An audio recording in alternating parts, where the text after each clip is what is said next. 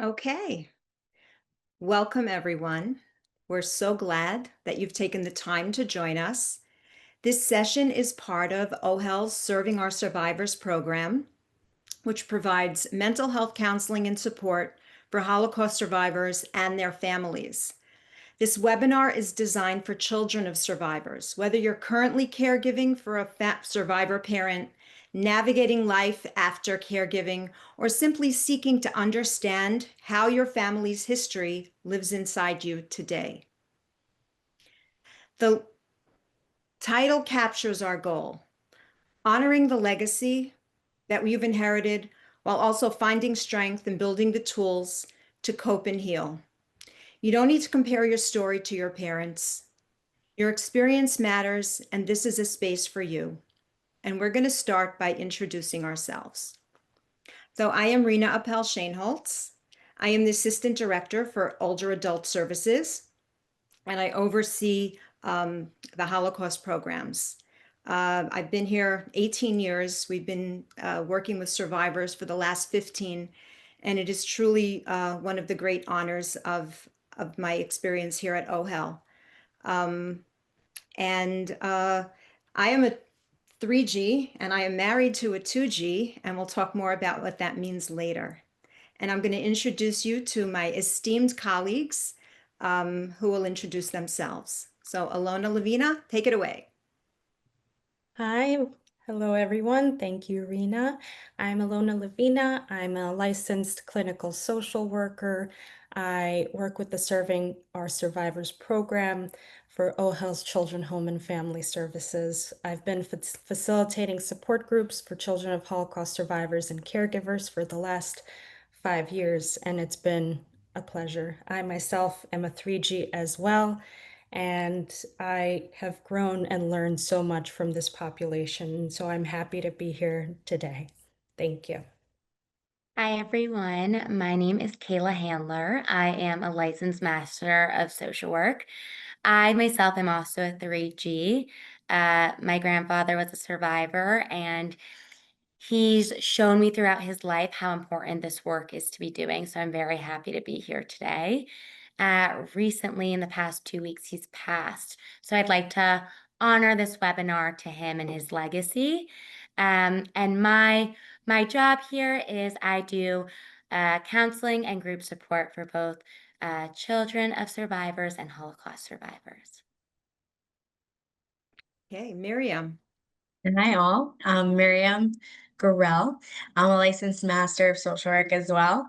And something that I think I feel really privileged to do is to work with this population. I'm working with 2Gs, right? Second generation, and I'm also working with survivors.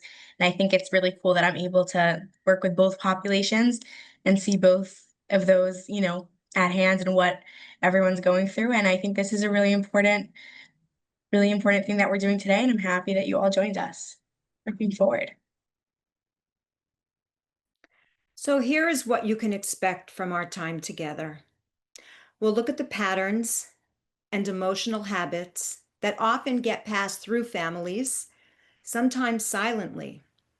We'll talk about something called vicarious trauma and why it's important to recognize that you too deserve space for your own story. We'll introduce practical coping and resilience tools, things you can actually use in everyday life. And by the end, our hope is that you not only have insight, but also have some strategies to help you carry your family's legacy in a way that strengthens you rather than weighs you down. So before we jump in, can we take a quick poll? How many of you have heard of the term 2G before?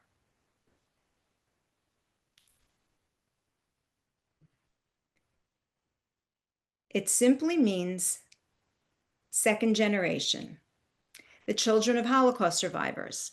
Some people use it often, others never heard of it until today, and that's okay. As you can see, we have a lot of mix of people here, some familiar with the language and some new to it. That's important to notice. Even if you don't use the term, you may have lived the experience, and what we'll talk about today is about that shared experience. Alona.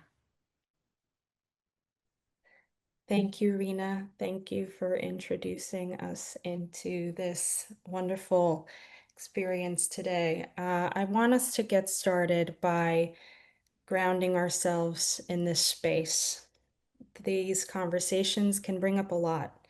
So we want to get started gently. What does that mean? We want to just settle down, have no distractions, place your feet firmly on the floor, take a nice big deep breath in, rest your hands on your lap, and just come into this space. You're taking a moment here for yourself, giving yourself something that you may not have given before, a chance to explore, a chance to have insight. And we should start that in a gentle way. So place your feet on the ground, rest your hands on your lap, and take a nice, slow, deep breath in through your nose and hold it and release gently. And let's do that 2 more times. Take a deep breath in through your nose, hold it, and release gently. 1 more time, take a deep breath in through your nose, hold it, and release. Notice if your shoulders are starting to drop. Notice if there's a little more room in your chest. Now take just a few moments of gratitude that you showed up here, that you're giving yourself space to reflect and to learn. In the chat, if you'd like to share one word, what's something your family passed down? Maybe it's resilience, maybe worry, maybe loyalty or sacrifice. Just one word. These words begin to tell the story of why we're here today. So if you like to drop one word into the chat.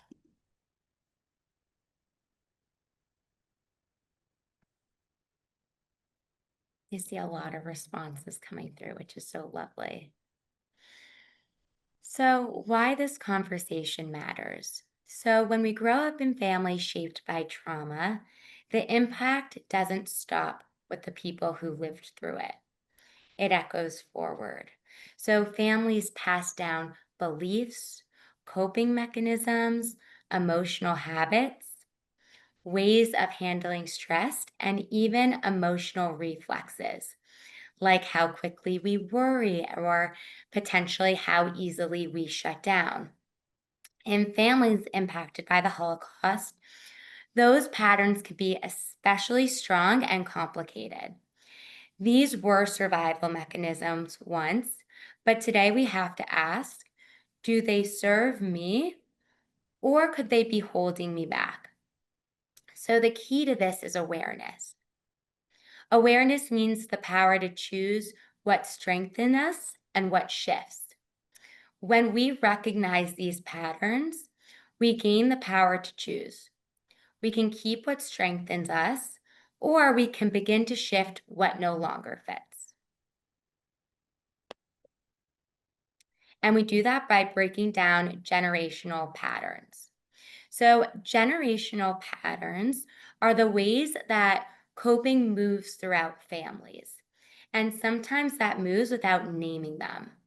So, for families of Holocaust survivors, many of these patterns began as a way to survive. Think about vigilance, always having to be on alert, or silence, not speaking about pain when it occurs, or sacrifice, putting everyone else's needs before your own. These strategies helped our parents and our grandparents get through unimaginable circumstances that we cannot even begin to imagine. But here's the challenge. What once protected them and served them might not be serving us in the same way. It might have been helpful in the past, but today it's limiting. So being hypervigilant might create anxiety now. Silence might lead to disconnection between yourself and peers, and sacrifice might mean neglecting your own health. So the first step to change isn't to reject these patterns, but to notice them. Naming the pattern of what's been passed down gives us freedom to choose what we want to keep, and also to choose what we potentially want to shift. I think that when talking about this subject, it's unavoidable to talk about vicarious trauma. So the next layer that needs to be discussed. Vicarious trauma means carrying the weight of trauma that you didn't personally live, but you absorbed through your parents' stories, maybe their silences, fears, and their own ways of coping. So many second generational children feel that they don't have the right to say they are suffering because what their parents went through was so much worse. And that belief is extremely, extremely common, and it makes sense, but it can also keep us silent, and it can keep us feeling disconnected from others and unable to address our own needs. So, research has actually shown that 2Gs are more likely than the general population to experience anxiety, depression, PTSD symptoms. And I want to make sure that you're all aware that it doesn't mean that every single 2G will struggle with it, but it can help to explain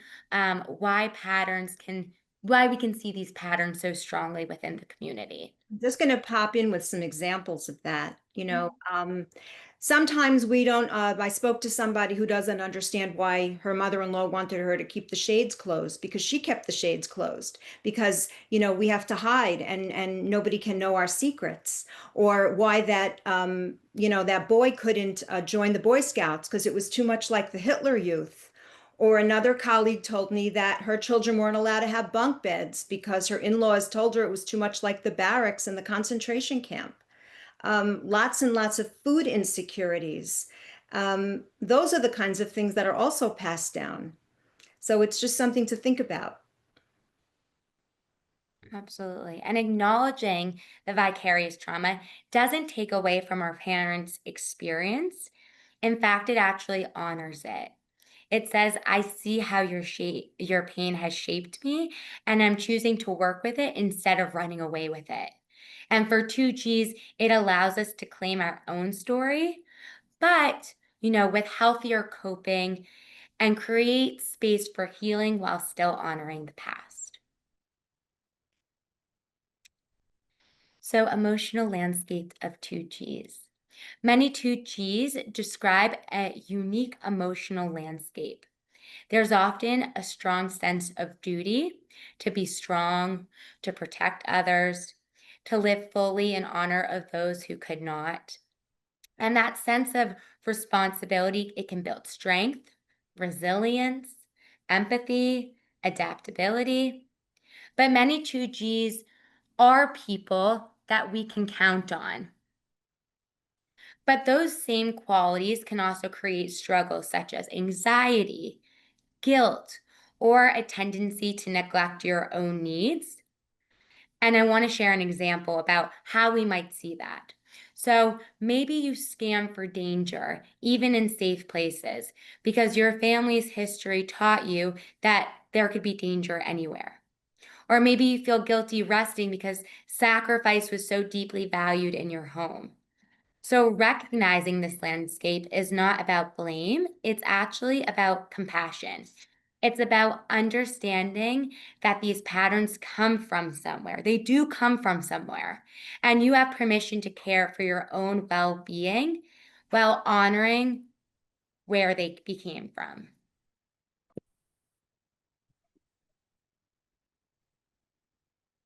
Thank you, Kayla.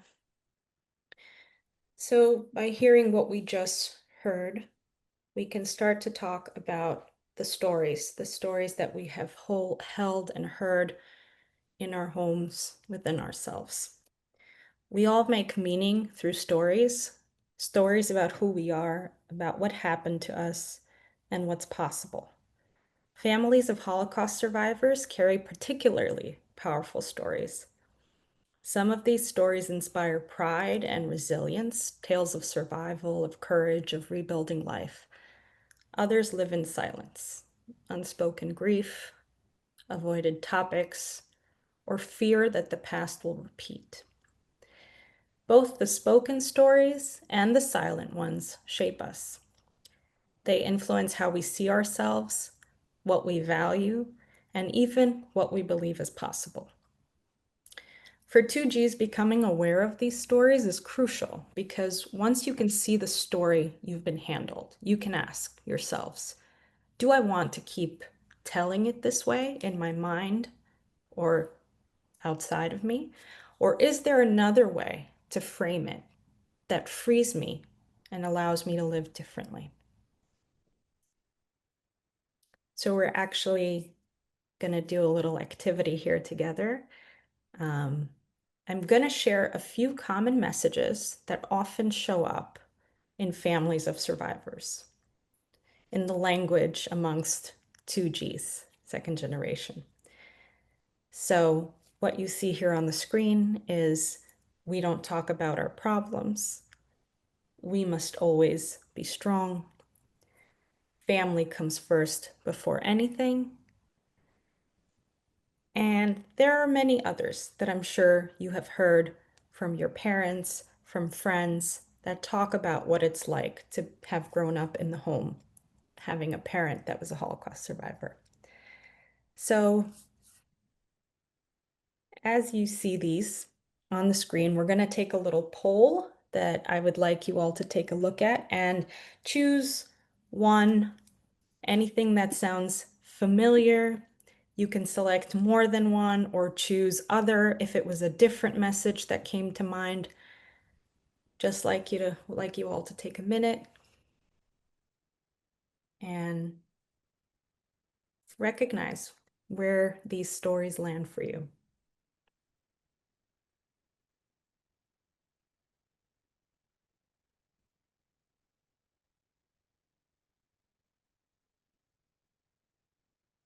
I'm just going to allow a moment for everyone to participate.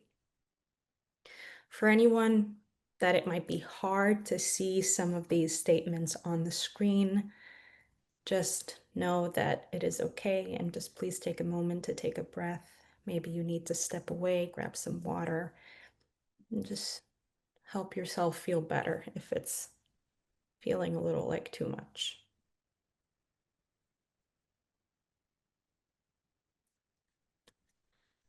But I think we have come to a consensus. So let's look at these results, actually.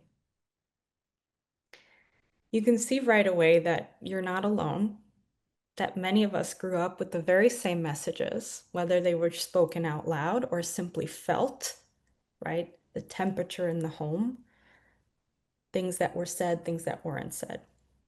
And we can see that there are certain things that stood out more than the other. For example, we see family comes first, or family comes before everything. But we also see a similar trend between we don't talk about our problems and you must always be strong. So let's take a moment to think about what that means. And I also see that there are some that have listed other. And if you'd like to share in the chat what that is, I'm not sure if anyone did yet. I see Someone wrote, wasting. don't waste food. Yeah, yeah, that's a big one. Does anyone else resonate with that? Not wasting food? If you agree, you can just either put a hand up or say you agree in the chat. People and families argue. Yeah, that's something that's being said in the messages. Oh, I'm so sorry if someone doesn't see messages. We'll just speak it out loud then. Right? Be private, don't ask for help. Yeah. Food. Finding joy every day. Yeah, resilience. Mhm.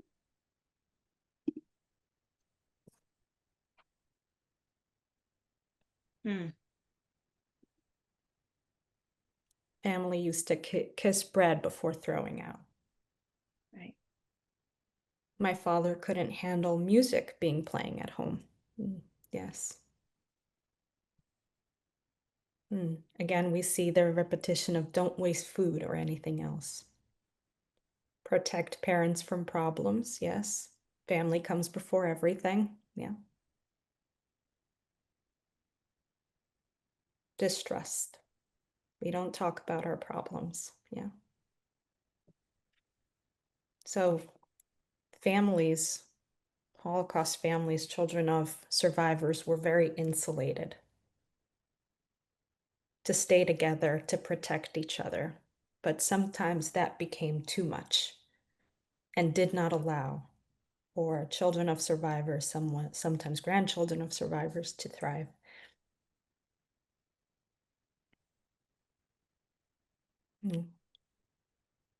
Yeah, we're so sorry to hear that your mother-in-law had nightmares and would scream. Those are unfortunately the what we see as a response to PTSD. PTSD is post-traumatic stress. Firstborn, yeah, tiptoed around my parents. Yes, I'm sure that's something that many can resonate with. Make a difference, make the community better. Yeah, of course.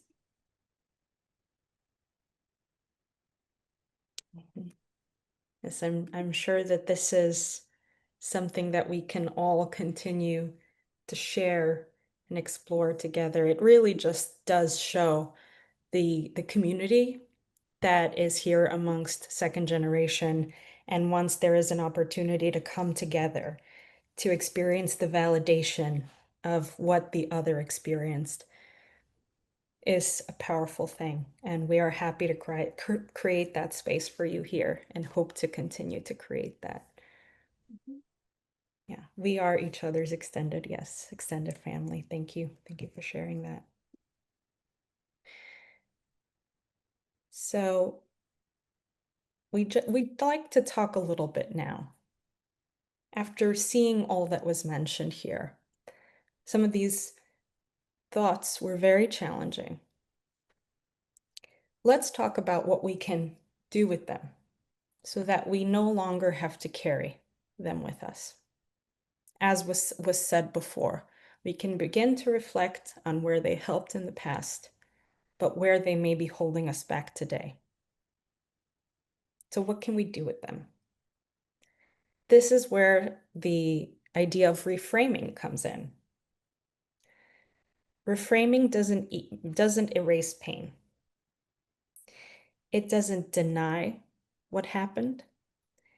Instead, it allows us to add new meaning that frees us in the present. So, for example, reframing in our minds would be an old story that might sound like, my parents suffered so much, I must never burden anyone with my own problems. I'm sure some of you have had those thoughts or have known someone who has had those thoughts.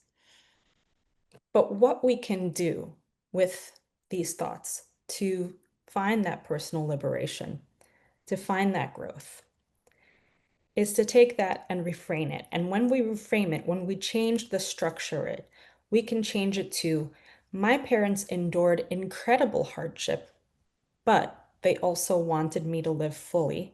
And it's okay for me to ask for help, which is something that many second generation children have a hard time with, asking for help. And when we change that story, when we change that simple sentence in our mind, we start to see how the story shifts from silence and isolation to taking and honoring the suffering of the parent while also making space for your own needs today to thrive. It lets us hold on to the resilience and the strength that was passed down because it's so important, because there's so much beauty and insight that came from that. But it releases the parts that keep us trapped in fear and guilt. And this is one of the most important tools we will work with today, giving you the opportunity to choose which stories you would like to carry forward and which ones we can retell in a way that helps you thrive. I actually want to just share a quick story. I had a client who had a heart attack, and his family was very upset. And he said, I grew up in a home. My father lived through Hitler and lived through Stalin and lived through the Arab wars. And there was so much loss and so much sadness and so much darkness. And I have a heart attack, and I realized I still have a heart. So that is what he shared with his family. And he truly embraced life after that, because he realized that he could feel and then he wanted to. Yeah. I think he took that and he flipped a switch. Yeah. Thank So you. Thank you for sharing that. Once we begin to reframe these family stories, and once we shift them into something that both honors the past and supports us today, the next question is, what do we do with that freedom? And I think that this is where resilience really comes into play. So, resilience is often misunderstood. And for many of us, resilience looks like survival. That's what we've heard resilience be: pushing through, not falling apart, doing whatever it takes. But actually, resilience is not just about surviving, it's about growing. And it means being adaptable, recovering from stress without shutting down. It means learning to set boundaries, to say no when you need to. It means treating yourself with compassion instead of constant self criticism. And it means drawing strength from connection rather than carrying everything by yourself.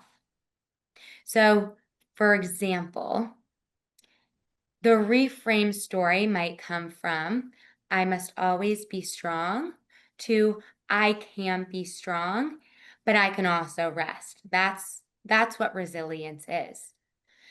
Or from "family comes before everything" to "family is important, but so is my well-being." That is resilience also.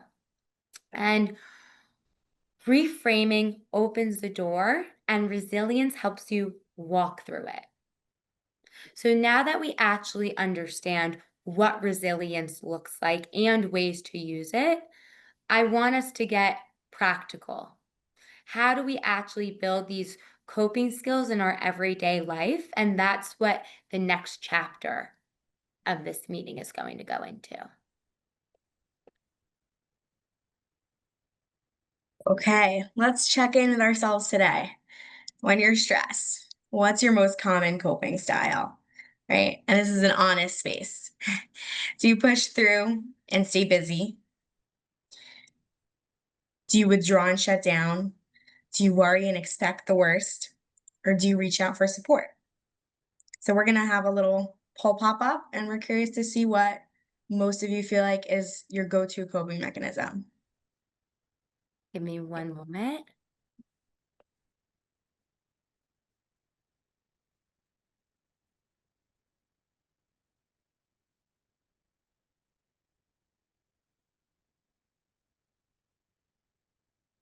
If you feel like there's something else that resonates with you, you can also write that in the chat.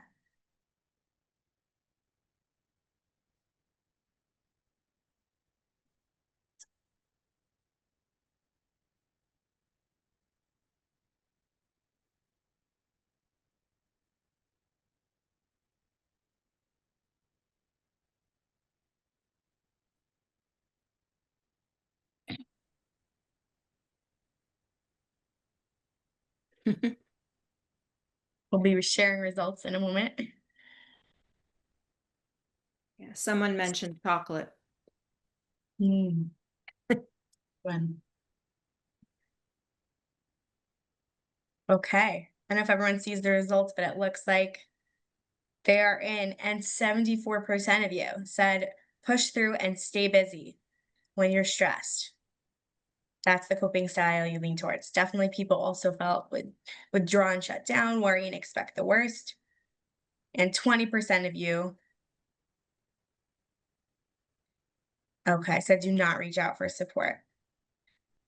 Okay. And I guess chocolate's always a good answer. Okay. Right, so look at these results. Many of us would recognize these patterns. Okay, it looks like many of you agree with all of these. I'm seeing a lot of all four choices. That's fair. If anyone else has anything to add in the chat, we can wait a minute.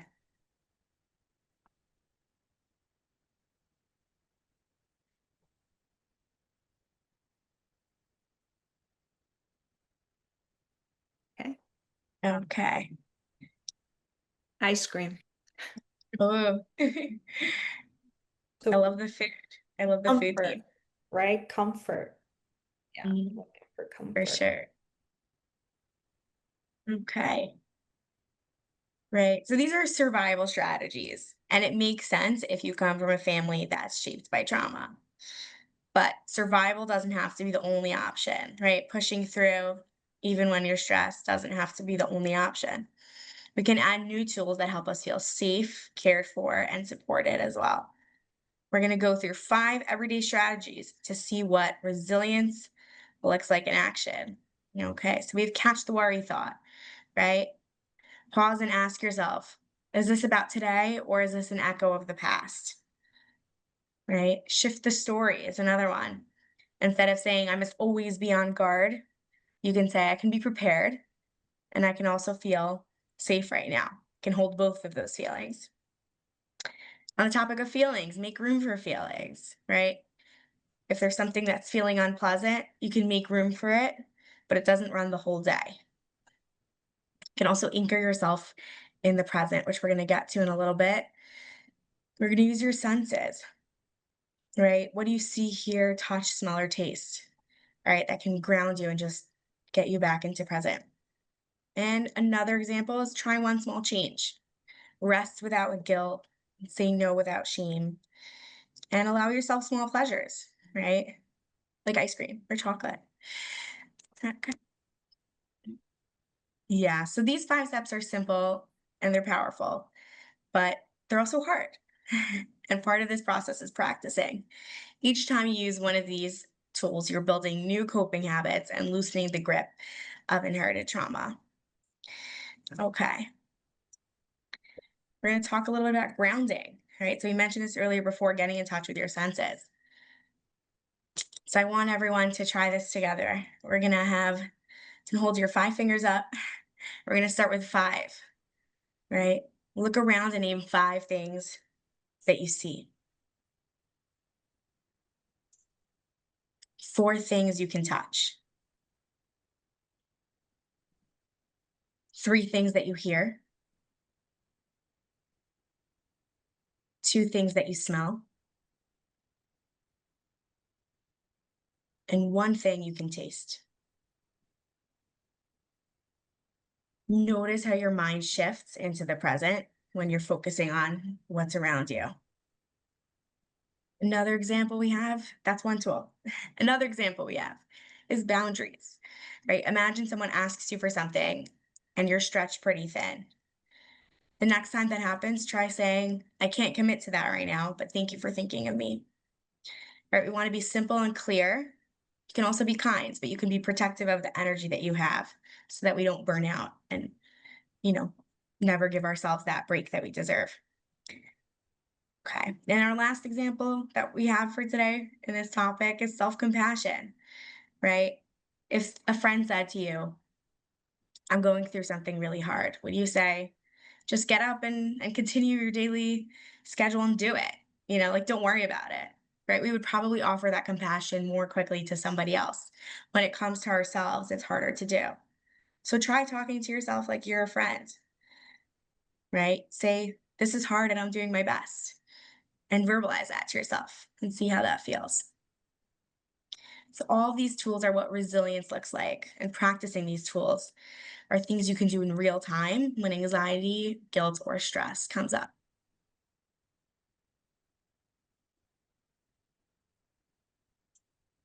Thank you, Miriam. Thank you for sharing that. Those are very powerful tools to integrate. They're not always easy, but powerful as you do them over and over. So now we'd like to talk with you a little bit about what it means to be a 2G, a child of a Holocaust survivor, when you are also caregiving for that parent. Many of you are not only children of survivors, but also caregivers for aging parents. This role can be deeply meaningful, a way of honoring their survival and giving back, but it's also very emotionally complicated. Old family roles often resurface. Many of you may have always been the one that's been the responsible one in the home, the fixer, the protector, and now as the caregiver, that role feels even heavier. Survivors may have heightened needs around safety, food, or trust, especially with aides in the house.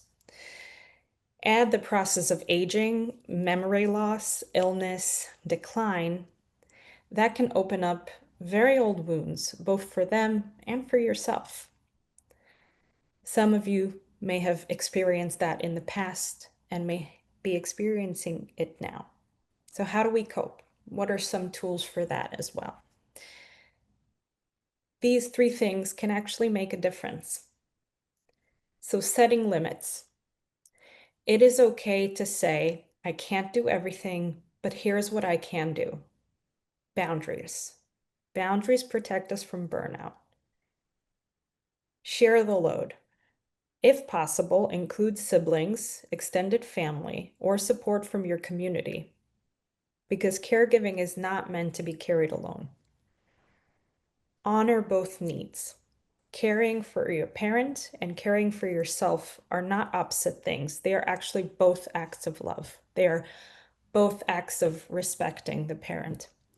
And the more you protect your well-being, the better you can actually show up for them without resent and without feeling like you are struggling and drowning. Because caregiving is heavy, but you don't have to carry it without support. And you don't have to choose between them and yourself.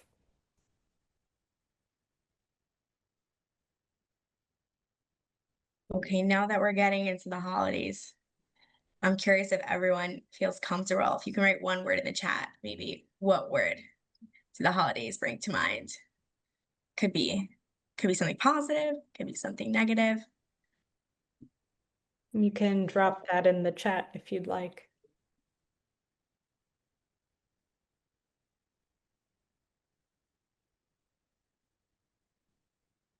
Loss, guilt,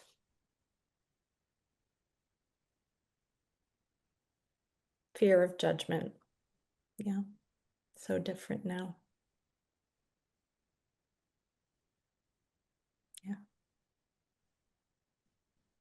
Missing the parents very much, of course. Joy, traditions, ghosts, big balancing act between, yeah, caregiving mom and family. That's a big one. Grief, stress, missing parents, but also remembering that life is fragile and miracles do happen. Thank you. Yeah, we see many of you sharing that holidays can be very painful and there's missing the late parents. But good memories and hopes for the future, right? That's something we hope that the holidays bring up.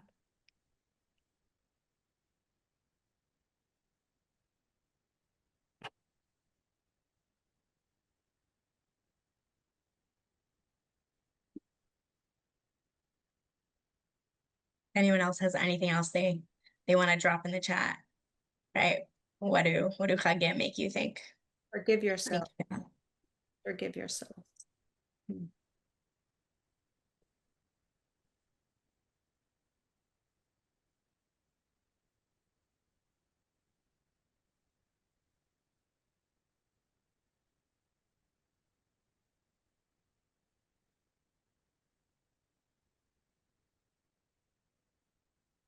Renewal.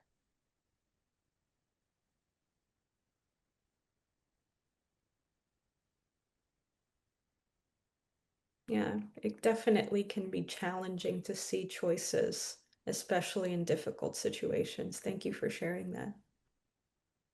Especially with a survivor that does not accept help. Yeah, I'm sure many have seen that.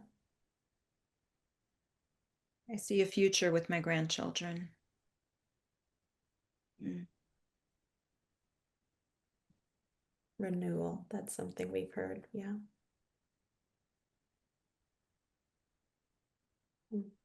Difficult feelings about what we wish could have been. Mhm. These are many things that we can take time to process as well with ourselves. With ourselves, with the support of a friend, a family, or a professional.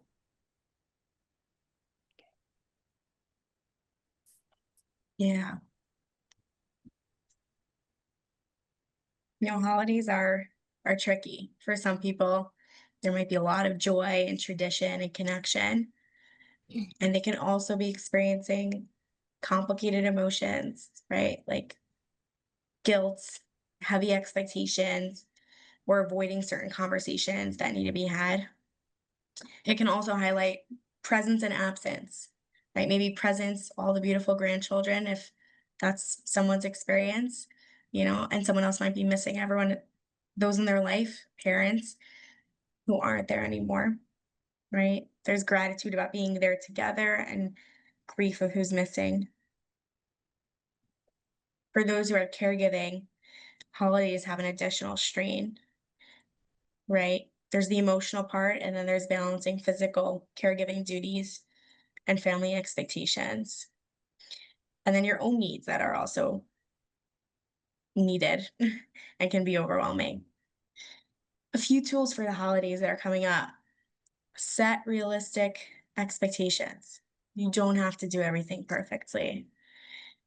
I know sometimes we plan it in the way that we want it to be a perfect holiday. Everyone will smile throughout and no babies will cry, but that's probably not that's probably not the outcome. So setting realistic expectations about what you can do and how you can, if there are people coming to you or you're going to others, that you can interact with them and make sure to be realistic about them. Okay. Right. Building in rest moments. So even 5 minutes outside or a quiet break, if things are overwhelming, just taking a walk around the block, you know, or going into your room for a minute just to reassess and you know, to let yourself calm down a little bit, give yourself some time. Even reading something enjoyable, making sure you have that time for yourself. And also leaning on your support system, right? If it's family, friends, or community that's really important to you and really gives you strength, then, being in touch with those people, going to those events, being a part of that community. So the goal right here isn't to erase the complexity, but to give yourself permission to experience both the joy and the challenges. And do yourself a favor, go buy yourself some takeout. Absolutely. Um, from surviving to thriving. So we've heard all this information today. Where do we go from here? So much good information, but maybe this is our first time hearing this, or maybe we participated in individuals and groups and we might have heard this again, but maybe rings true in a new way. So, survival was the foundation of our family stories. It gave us strength, it gave us determination, and also the ability to endure. But survival is not the destination. And I want to repeat that again because I think it's very important and deserves emphasis that survival is not the destination. Thriving means to be in alignment with your own values, not just what you inherited, but what you actively chose. So it means making space for joy, creativity, connection, even when guilt and fear otherwise come into your ear. Thriving is about shaping a future worth inheriting, where our children and our grandchildren carry not only the weight of the history, but also the future and the gift of resilience and hope. So, healing at its heart is liberation. One participant once told me that therapy taught me that healing wasn't just physical or mental, it's about the personal liberation that they felt, about not letting past trauma interfere with the present and the future. So, that is my invitation for all of us to honor the past without being trapped in it, and to carry forward strength, and to release what no longer serves us, and to not just survive but to thrive. So I'm going to turn it over to Alona, who's going to tell us a little bit about the Serving Our Survivor program and what we do. Thank you, Kayla. That was a very strong end, and that carries a lot of meaning. So we want to close today by letting you know that you do not have to do this work alone. Everything you've heard here has been powerful, like Kayla said, new or repetition. This is not something that you have to process alone. Our program, Serving Our Survivors program at OHEL, is dedicated to Holocaust survivors and their families. We've created it to support children of survivors, like we said, whether you're caregiving, post-caregiving, or simply seeking to better understand how inherited trauma has shaped your life. In this program, we offer a safe, supportive space for reflection and discussing resilience and creating resilience. Some of that happens in individual counseling, some of it happens in groups, as some of you have participated in, and some in just community spaces like today's webinar. If what we've shared today resonates with you, we invite you to stay connected, to join a group, explore counseling, or simply reach out to us. You deserve support, healing, and community just as much as your parents did. This is part of carrying the legacy forward with strength, clarity, and hope. And you can see here on the screen, and as some of you have seen on the flyer that you saw when you found out about this webinar, you can reach either Rena or myself at our emails, Rena_Shaneholtz@ohelfamily.org, Ilona_Levina at ohelfamily.org. And you can reach out to us with questions. There is a recording of this session. We will be doing our best to send it when it's possible. So just give us a minute. This is our first time sharing a recording, but there will be something. So, I'm sure many of you have come away with questions, insights. Feel free to send us an email. We'd like to open up the space right now for questions. There's been a lot of participation throughout the webinar, which has been amazing to see all your comments. But we'd like to open up for questions and answers, insights, reflection. You can post that in the chat now, and we will utilize the time we have left for that.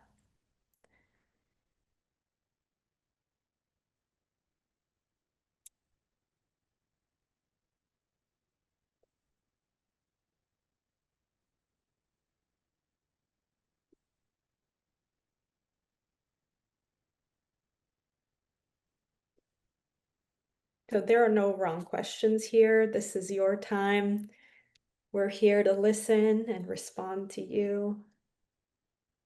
Yeah, we are definitely going to be planning additional webinars. That's an easy question to answer.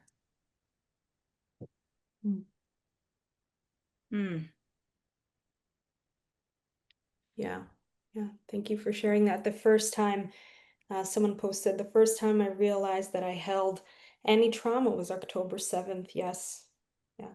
As Kayla mentioned before, vicarious trauma is a powerful thing, and it lives within us, sometimes silently, and it takes such a big outward, in your face, unfortunately, event to show us what our response is and what our pain is and what our healing looks like. Yeah. And we have all come together as a community after October 7th and are continuing to help each other heal, to support. Mhm. What if forgiveness isn't easy to do? That is a good question.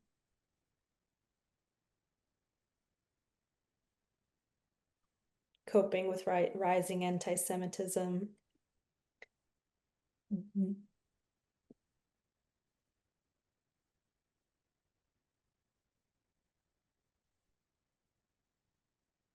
Yeah, our parents' stories definitely stay with us, follow us throughout our lives. Thank you for sharing, Maddie.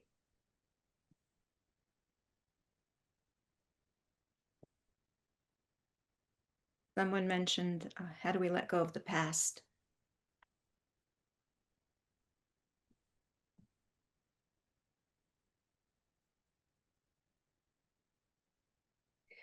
I don't think it's necessarily about letting go of the past. It is about finding, like as we've said here before, reframing it, finding a way to create insight, to recreate coping with what it has left to, and integrate that into our new story, into the way we move forward, into the insight we have, into the knowledge we have about ourselves and how we walk in this world. You know, we're seeing a lot of expressions of fear coming up in the chat, rightly so. Mhm. This is a time where vicarious trauma is activated, and we should name that. We have to name that so that we can better know how to help ourselves, how to support ourselves. I would highly recommend seeking therapy, a community, a space where you can process that together. Do not isolate, do not keep yourselves alone, because this is the time when we need to help ourselves the most. So reaching out for individual counseling, but participating in groups, a friend, anything that helps you feel supported and not alone. Parents that emphasized education because they couldn't have one. I think that's also a very common theme. And all of you became professionals with advanced degrees. That's wonderful. Requests for groups like this for men. It's thank you for that recommendation. This is definitely something that we have in the works. So thank you. Mhm. Yeah, primary feelings of anger and revenge. Many second generation children of survivors feel this.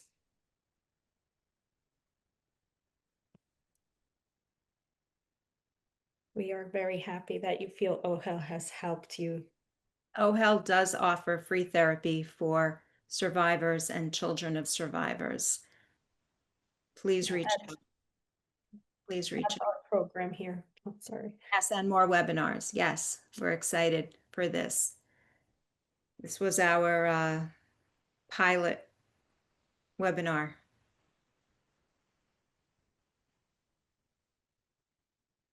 What about being accepted by people who did not have survivor parents?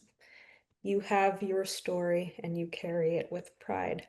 There is not much we can do to control others. We can only shape our own stories. Someone loves telling their stories to their grandchildren. That's great.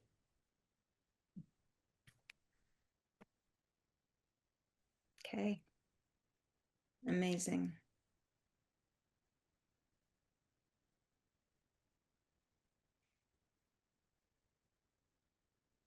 Somebody wants to access help. The email was on the slide. Yeah, we can go back. Yeah.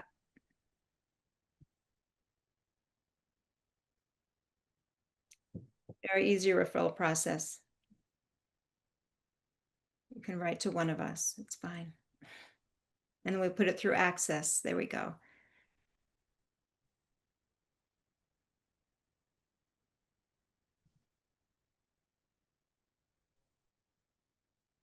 Okay.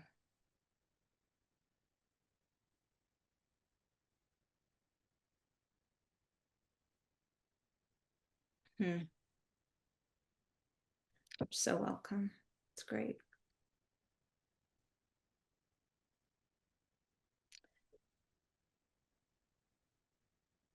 Yeah.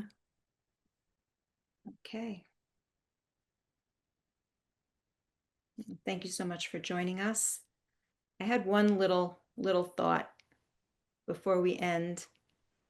There's a Japanese art form called kintsugi, and it's the art of repairing breaks in pottery with gold.